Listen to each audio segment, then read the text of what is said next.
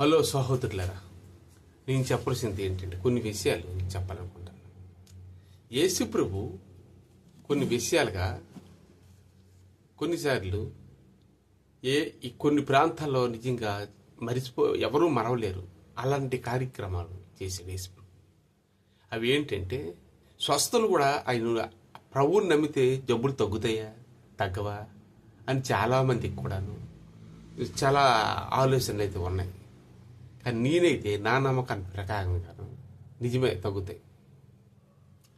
మరి అది నిజమా కాదా అనుకుంటున్నారా? అయితే ఇక్కడ ఏంటంటే ప్రభువుని నమ్మిన తర్వాత ఎన్ని కష్టాలు వచ్చినా ఒడిదుడుకులు వచ్చినా మనిషి నిలబడాలి స్టామినాగాను.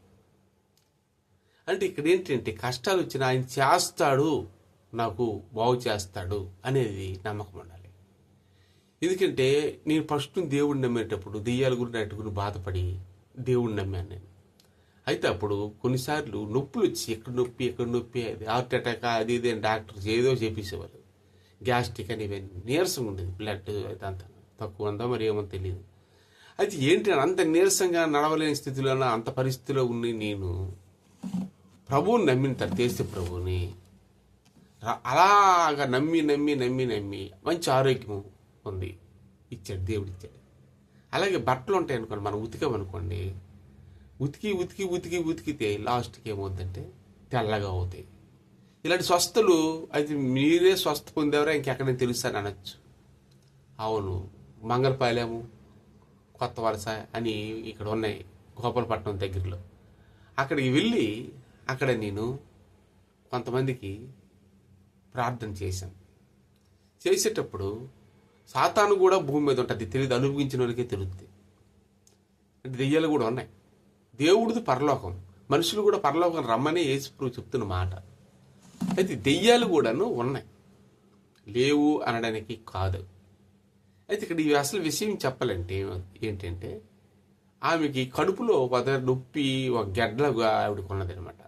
అక్కడే ప్రార్థన చేశాను. ప్రార్థన చేయగానే ఆ నొప్పి ఇంకో దగ్గరికి వెళ్ళిపోయేది.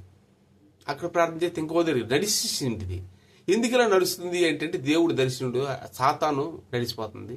అవి కూడా ఉంటాయి, మనిషికి నొప్పులు పెట్టేసి కొన్ని హార్ట్ అటాక్ కొన్ని కంప్లీట్ పెట్టి చచ్చిపోతారు. ఉన్నాయి దురాత్మలు, వాటికి ఆత్మ శరీరం లేదు, వాటికి ఆత్మే. అవి మనుషుల కోరికలు నుండి పడుతాయి, ఆ మనిషిని తీసుకుపోవాలి కూడా ఆశిస్తాయి అని చెప్పారు. దెయ్యాలు అవును ఉన్నాయి.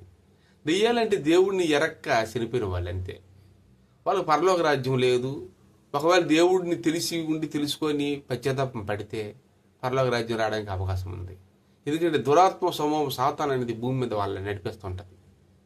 దేవుడు వైపు దేవుడు నడిపిస్తుంటాడు. దేవుడు మాట వినేవారు నూటికి ఒకడు కూడా ఉండడు. దేవుడు కూడా తెలియదు, ఆట కావాలి పాట కావాలనే జనాలు తిరుగుతుంటారు, కానీ అసలు విషయం ఎవరికీ తెలియదు. కానీ బైబిల్లోనే ఎక్కడే స్వస్థ ఉందంటే బయట నుంచి జరుగుతున్నాయి చాలా దగ్గరలో, అబద్ధం కాదు. దెయ్యాలు కూడా అరుగు పడుతున్నారు, నిజమే, స్వస్థ ఉంది. నీకేదైనా జబ్బు వచ్చిందంటే ఏసయ్య అనుకొని స్తుతి ఏసు రక్తం, స్తుతి ఏసు రక్తం అని అనుకో, పరిశుద్ధాత్మ నిన్ను ముట్టి ఏ రాత్రి వేళ పరిశుద్ధాత్మ శక్తి నిన్ను తాగుతుంది. మాట్లాడతాడు. ఒక మనిషికి ఒక విధంగా దేవుడు దర్శిస్తుంటాడు. అది చాలా మందికి అర్థం కాదు, అది అనుభవించిన వాళ్ళకి అర్థమవుతుంటుంది. ఒక ఆయన దేవుడిని చూపించబోయా అన్నాడు.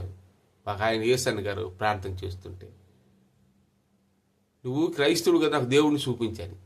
ఎలా నేను చూపించగలను అన్నారు ఆయన.